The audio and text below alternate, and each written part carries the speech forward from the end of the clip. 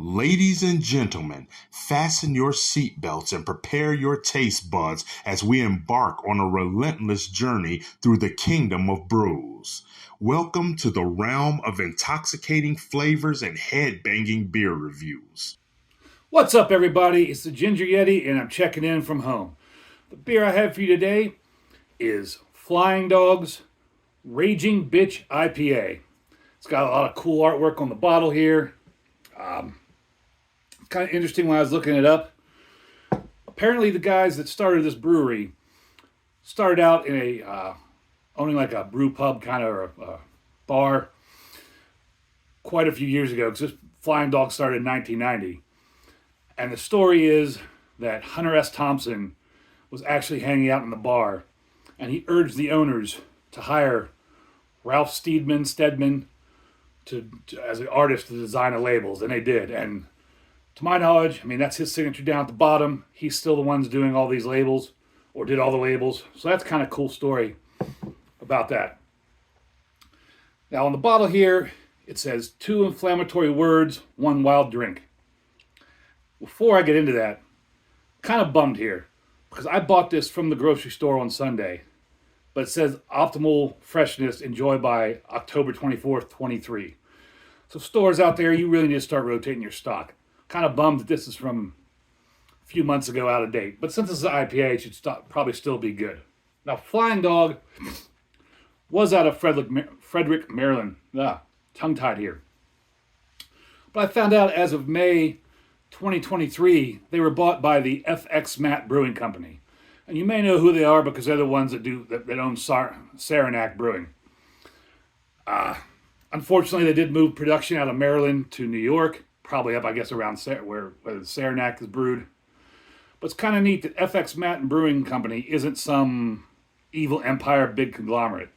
They're actually the 4th oldest family-owned brewery in the U.S., so it's still an independent family-owned brewery, so that's pretty cool. Before I get into this beer, it's an interesting story about the name Raging Bitch. This beer's been out for a really long time. And way back in 2009, the Michigan Liquor Control Commission banned the labeling. They said specifically that the labeling, the name Raging Bitch, was detrimental to health, safety, and welfare of the general public. What kind of nonsense is that? Some goody two-shoes, fun police get offended by the name bitch. That's just stupid.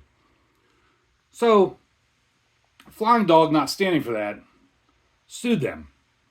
Now, in 2011, the Michigan Liquor Control Commission reversed their decision on the labeling, went ahead and allowed the labeling. But Flying Dog said, screw that, we're still suing you. And they took it all the way up to the U.S. Court of Appeals, and in 2015 they won. And the U.S. Court of Appeals specifically stated that it was a violation of the First Amendment. So that's pretty cool that the brewery had enough balls and enough money to stand up to the Liquor Control Commission and go after them for that. Now, they took the money they won and donated it to a First Amendment group, which I think is pretty cool. Because I definitely stand for the First Amendment, and I'll support anybody that supports the First Amendment. And so, I think it's a really cool beer just for that aspect alone. Now, Flying Dog's one of those breweries, again, it's been around forever, since the 90s. Used to see them a lot. And when I first started getting into craft beer, I would buy their mixed 6-packs, mixed 12-packs, whatever they were. Drank a few of their beers and wasn't really impressed with them. But that could be my palate just wasn't refined enough to enjoy them. And I'm sure I've had this before, but it's been so long, I don't remember it. Cap's kind of cool. It's just kind of like flying logo. Now this beer is a 3.64 on Untappd with 229,000 check-ins. On Beer Advocate, it gets an 87 very good with over 4,200 check-ins. For an IPA, I expect that to be like a brighter yellow. Using my brand new glass from Coleman's Military Surplus. It's got a little bit of a head, maybe half a pinky's worth of off-white head that's dissipating rather quickly. Like I said, that's a little darker than I expected for an IPA.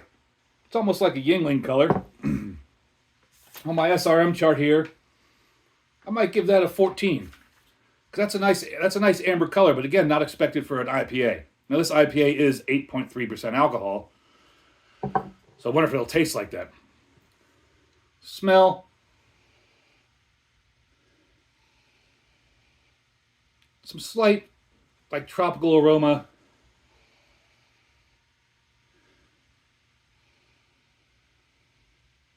And there's something else in there in the smell, but I can't quite put my nose on it what it is.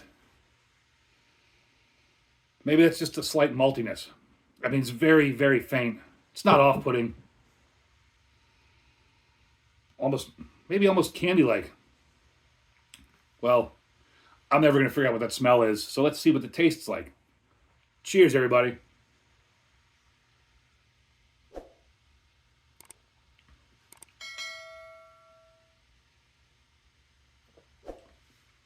Medium bodied. Some hop bitterness. Little tiny maltiness in the back.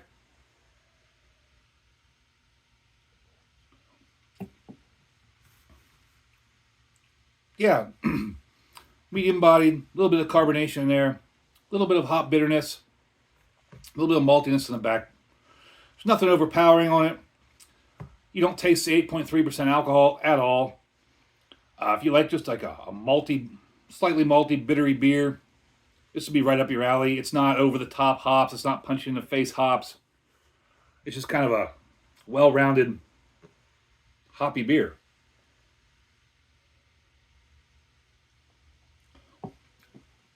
I mean, if you're a hophead IPA guy, I don't know that you'd like this. But if you just want a good beer that's not overpowering with the hops, again, for an IPA, you could do much worse than this. I would give this a horns up. I also give them a big horns up for their fight for the First Amendment. It's really cool to see a brewery stand up for themselves and fight against some corrupt organization like the Michigan Liquor Control Commission. So I thank you all for watching my video. Hope you enjoyed it. Until next time, embrace the adventure.